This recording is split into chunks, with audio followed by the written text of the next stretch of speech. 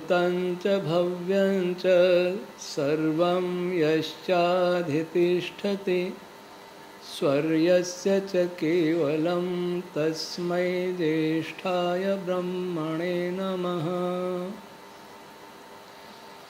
प्रिय श्रोतागण, हम इंद्र शब्द की चर्चा को आगे बढ़ाते हैं। इस ग्रंथ में अनेकत्र इंद्र की चर्चा होगी। इंद्र तत्व समृद्ध होता है, इंद्र ये करता है, इंद्र वो करता है, इंद्र उत्पन्न होता है। इसलिए यह जानना आवश्यक है कि इंद्र होता क्या है। इंद्र सूर्य को कहते हैं, ईश्वर को कहते हैं, इसकी चर्चा हम कर चुके। ऐतिहासिक पुरुष की चर्चा इस विषय का भाग नहीं है, लेकिन लोक में वही प्रचलित है, इसलिए हमने उसकी चर्चा पिछले वीडियो में की थी। इंद्र के आधिदैविक स्वरूप को समझने के लिए हम कुछ ऋषियों को यहाँ उद्धृत करते हैं। अग्निहोत्रेण दर्श पूर्णमासाभ्याम इंद्रम असृजत। दर्श और पूर्णमास, अग्निहोत्र से इंद्र को रचा गया। जो दर्श का अर्थ अमावस्या और पूर्णमास का अर्थ केवल पूर्णिमा और उससे होने वाले अग्निहोत्र समझते हैं, दर्शेष्टि, ये इनका अर्थ केवल अमावस्या को होने वाला यज्ञ समझते हैं। भी इस बात पर विचार करें कि पूर्णिमा और अमावस्या को यज्ञ करने से इंद्र कैसे पैदा होता है। वस्तुतः जो ब्राह्मण ग्रंथ, जो निरुक्त वैदिक पदों के यौगिक अर्थों को सुझाते हैं, उनका उद्घाटन करते हैं, उन ग्रंथों को ही हमने रूढ़ अर्थों में ग्रहण कर लिया। इसलिए वेद विज्ञान का कोई प्रकाश नहीं हो पाया। व्याकरण भी पढ़ा, निरुक्त भी पढ़ा, लेकिन रूढ़वाद में फिर भी सब फंसे रहे। महर्षि आनंद ने इस रूढ़वाद से निकालने का हमको प्रयास किया था। उससे पहले रूढ़िवाद ही अधिक था। निरुक्त के निर्वचनों का अर्थ लिया, वह भी रूढ़। व्याकरण से किसी शब्द की व्युत्पत्ति को समझा, वह भी रूढ़। और ब्राह्मण ग्रंथों के निर्वचनों को भी रूढ़ रूप में ग्रहण करने से हम वेद की रक्षा नहीं कर सके, बल्कि वेद का विनाश कर बैठे। इस पर बहुत ध्यान देना कि दर्श और पूर्णिमा, इनके अग्निहोत्र से इंद्र कैसे पैदा होता है, वो इंद्र कौन है जो इनसे पैदा होता है, अथवा दर्श और पूर्णमास का कुछ और अर्थ भी है। ऋषियों के ग्रंथ ऋषियों के स्तर से सोचने से ही समझ में आ सकते हैं। ऋषियों के ग्रंथों के द्वारा ही समझे, तभी समझ में आ सकते हैं। तो इसका अर्थ जानने के लिए हम अन्य ऋषियों को देखते हैं। मन एव पूर्णिमा वाग एव दर्श। कौन कह रहे हैं? महर्षि याज्ञवल्क्य, शतपथ ब्राह्मण में 11:2-4-7। और अभी हमने जो दिया था, अग्निहोत्रेण दर्श पूर्णमासाभ्याम इंद्रम असृजत, वह कौशितकी ब्राह्मण 6:15। तो महर्षि याज्ञवल्क्य कहते हैं मन ही पूर्णिमा है और वाक ही दर्श है। अर्थात मनस तत्व को ही यह पूर्णिमा कहा गया है और मास और वाक तत्व को दर्श कहा गया है। और अग्निहोत्र क्या है? तो इसके लिए देखते हैं कि काठक संहिता 9:13 और मैत्राणी संहिता 1:9-5 में कहा अग्निहोत्रम 10 होता। तो 10 होता हैं, वे ही अग्निहोत्र का रूप हैं। अब 10 होता कौन है? प्राणो वै दश होता। जहां अग्निहोत्रम 10 होता है मैत्राणी संहिता में 195, उसी 195 मैत्राणी संहिता में लिखा है प्राणो वै 10 होता। इसका अर्थ क्या हुआ कि मन और वाक तत्व दोनों 10 प्राण रश्मियों के साथ मिलकर के इंद्र तत्व को उत्पन्न करते हैं। इंद्र तत्व पृथक पृथक स्तरों पर पृथक पृथक पदार्थ का नाम है। जैसे इस इंद्र तत्व की चर्चा हो रही है वो बहुत सूक्ष्म है कि मन और वाक क्या है? वाक का सबसे छोटा रूप है, सबसे सूक्ष्म रूप है तो परा ओम वाक है, परा ओम रश्मि। तो मनस तत्व में जब परा ओम रश्मि और उसके पश्चात पश्चंती ओम रश्मि स्पंदित होती है, उस समय इंद्र तत्व और प्राण रश्मियां भी उत्पन्न हो जाती हैं। उस समय इन सबके मेल से जो सूक्ष्म विद्युत आकर्षण आदि गुण उत्पन्न होता है, प्रतिकर्षण उत्पन्न होता है, उस को कहते हैं विद्युत। मन वाक प्राण रश्मियों के मिश्रित रूप को इंद्र कहा जाता है। सूक्ष्म स्तर की बात करें, अभी बड़े बड़े लोगों में एक भारी भ्रम चल रहा है कि ये रश्मियां क्रिया है, क्रिया रूप है या सत्य रूप है। किस रूप में है? उनका मस्तिष्क अभी ये स्वीकार करने के लिए तैयार नहीं है कि हम किसी भी प्रकार से इन छंद रश्मियों को सृष्टि का उपादान कारण माने। किसी ने हमसे पहले भी पूछा कि क्यों न निमित्त माने, तो क्रिया का नाम है, स्पंदन क्रिया है, इसलिए वह रश्मि छंद जो क्रिया रूप है वह उपादान किसी की नहीं हो सकती, निमित्त हो सकती। वो पदार्थ सत्य रूप नहीं हो सकती, भाव रूप हो सकती है। जब मैं पूछता हूं कि एक व्यक्ति खड़ा है, उस समय वह सत्य रूप है। ध्यान दीजिए, एक व्यक्ति खड़ा है, बैठा है, लेटा है, उस समय वो सत्य रूप है। लेकिन जैसे ही व्यक्ति दौड़ता है, धावक बनता है, क्रियाशील हो उठता है, तब क्या वह सत्य व्यक्ति भावरूप हो जाता है? तब वो सत्य रूप नहीं रहता।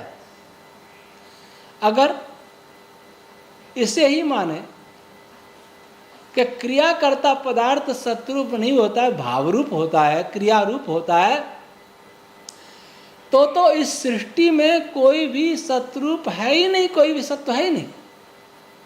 सारे लोकांतर, सूर्य भी गतिशील है, ग्रह भी गतिशील हैं, सभी तारे गतिशील हैं, प्रकाश की तरंगें गतिशील हैं, सारी गैलेक्सियां गतिशील हैं, और हमारा शरीर, इसमें भी स्पंदन हो रहा है। उन्हीं स्पंदन, सारे एटम्स, मॉलिक्यूल्स सब गतिशील है, तो क्या हम भावरूप हो गए, सत्यरूप नहीं रहे हमारा शरीर?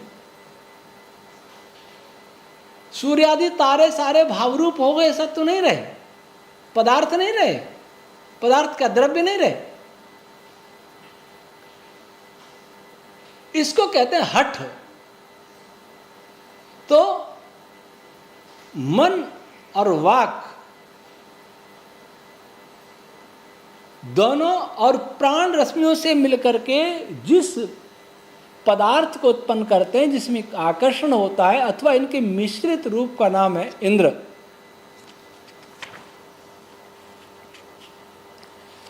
महर्षि दयानंद ने इंद्र पद का अर्थ विद्युत किया है, और ऋग्वेद 187:5 में इंद्रम पद का अर्थ विद्युत आख्यम अग्निम, और ऋग्वेद भाष्य 7:1 में महाबलवंतम वायुम। ऐसे विद्युत जिसमें वायु प्राण रश्मियों की अधिकता हो वह इंद्र कहलाती है। अब देखें,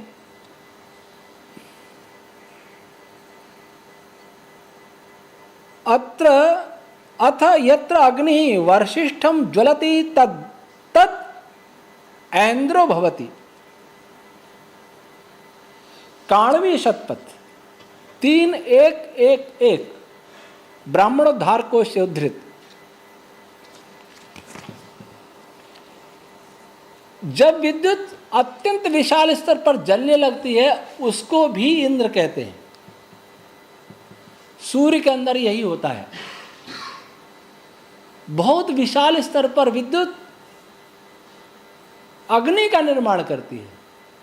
सूर्य के केंद्र में विद्युत आवेश युक्त आयंस परस्पर मिलकर के हाइड्रोजन के हों अथवा हीलियम के हों अथवा कोई भी हो, वे विद्युत आवेश युक्त होने के कारण ही परस्पर संलयित होते हैं और संलयित होने के बाद अपार मात्रा में विद्युत अग्नि को उत्पन्न करते हैं और वहाँ तीव्र विद्युत चुम्बकीय क्षेत्र उत्पन्न होते हैं और उनसे विद्युत चुम्बकीय तरंगें उत्पन्न होकर गामा रेज के रूप में बाहर आती हैं। आते आते विद्युत चुम्बकीय तरंगों में की प्रकाश और ऊष्मा के रूप में परिवर्तित हो जाती हैं। अगला विद्युत क्या है? अयम वा इंद्रो योयम वातः पवते, अर्थात वह इंद्र तत्व वायु रूप में निरंतर गमन करता रहता है। प्राण और छंद या मरुत इनका मिश्रित रूप वह भी इंद्र कहलाता है। इंद्र सेव तत्छंदो यत्रिष्टुप, अभी जो बोला वो शतपथ ब्राह्मण 14:2-2-6 और शांखायन आरण्यक कहता है इंद्र सेव तत्छंदो यत्रिष्टुप, जो त्रिष्टुप छंद है वो इंद्र का छंद है। अर्थात इंद्र तत्व में तीक्ष्ण विद्युत में त्रिष्टुप छंद रश्मियों की प्रधानता होती है। गायत्री आदि जितने भी छंद रश्मियां हैं 7, उनमें त्रिष्टुप सबसे तीक्ष्ण तेजस्वी होता है, तीक्ष्ण बलयुक्त होता है। इनसे बलयुक्त भी होते हैं वो 7 के अतिरिक्त हैं। शक्वरी है, अतिशक्वरी है, अष्टि है, अत्यष्टि है, ये और ज़्यादा तीक्ष्ण होते हैं। लेकिन गायत्री आदि 7 में त्रिष्टुप सबसे अधिक तीव्र होता है, वह इंद्र रूप ही होता है। फिर शतपथ ब्राह्मण में 11, 4, 3, 12, तैतृ ब्राह्मण 2, 5, 7, 4 में का इंद्रो बलम बलपति है। इंद्र सब बलवानों में बलवान है, विभिन्न बलों का रक्षक है, पालक है। संसार में जितने बल हैं वे सब इंद्र के कारण ही हैं, ऐसा इन महर्षि याज्ञवल्क्य और महर्षि तित्र का कथन है। फिर मैत्राणी संहिता 2:2-11 में लिखा इंद्रो वही देवानाम अधिराजः, जितने भी देव पदार्थ हैं, अग्नि है, पृथ्वी है, जल है, उन सब में वायु है, उन सब में इंद्र अधिराज है। इंद्र सबके ऊपर अधिष्ठित है क्योंकि इंद्र सबसे बलवान है। कहीं भी जो भी बल है वह इंद्र का ही है। ऐसा महर्षि यास्क ने भी निरुक्त में कहा है कि संपूर्ण बल इंद्र का ही है। और इसलिए कौशिक की ब्राह्मण 6:14 और ऐतरे ब्राह्मण 7:16 में कहा इंद्रो देवा नाम ओदिष्ठो वलिष्ठ। सभी देव पदार्थ, देव किसको कहते हैं? जिन पदार्थों में दीप्तीय प्रकाश है, जिन पदार्थों में आकर्षण प्रतिकर्षण आदि गुण हैं, ऐसे पदार्थ सभी देव कहलाते हैं। जिनमें चमक हो, आकर्षण आदि बल हो, तो इनसे, इन गुणों से युक्त जितने भी पदार्थ हैं, उन सब में सबसे बलवान ओजवान इंद्र ही है।